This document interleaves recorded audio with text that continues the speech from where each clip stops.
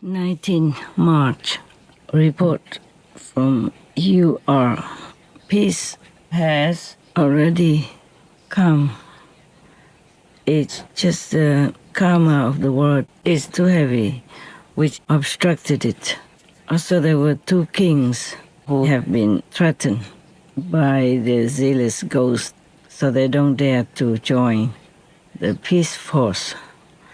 And not only that, they also did something to delay it. Oh, it's terrible, these few days. And yesterday, there was mention of 92 kings who came for the summon meeting, and they are pledged to do what they can to help with the peace process. These are very special kings. No one would know that there are different kings in the universe. The thing is, each department, each character on Earth, which mostly belong to humans, has a ward of their own, and each ward has a king.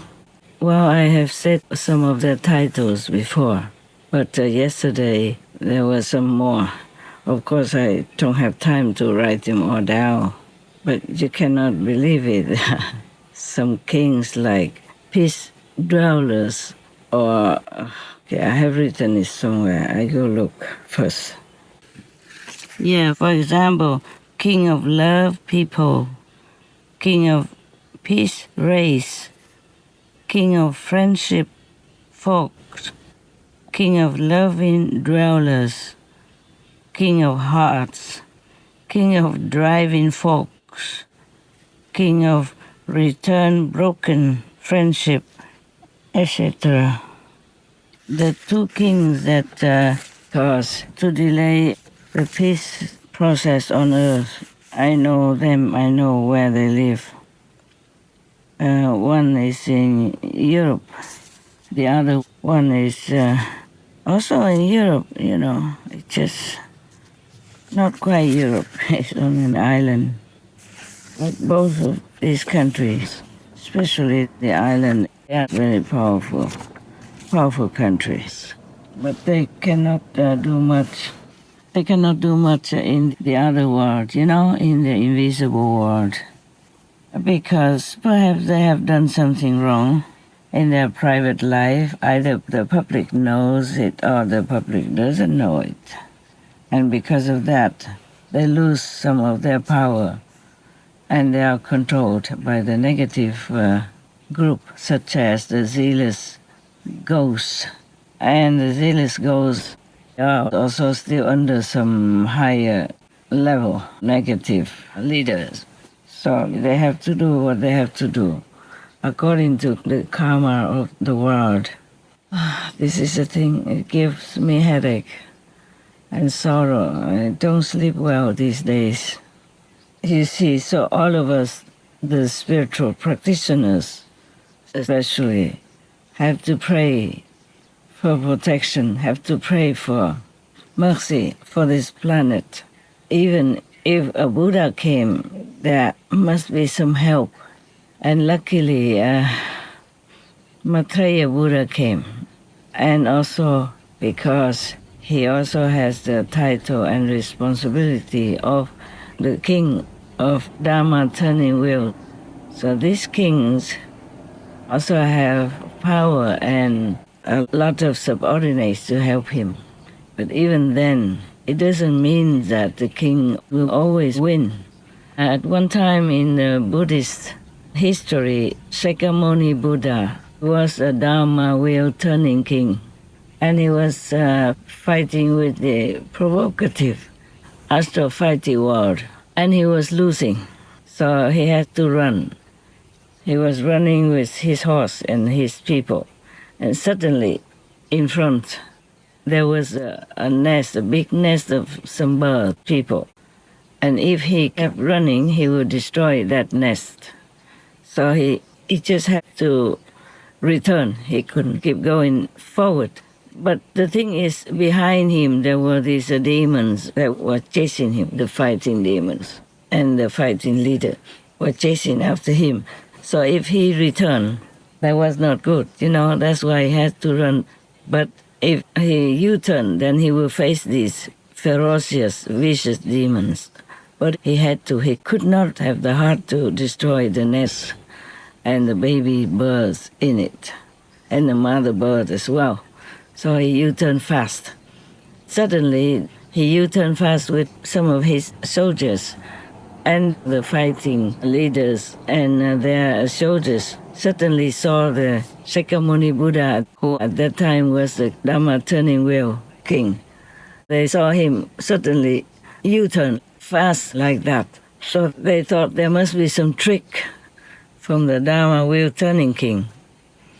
So they were scared, they ran away.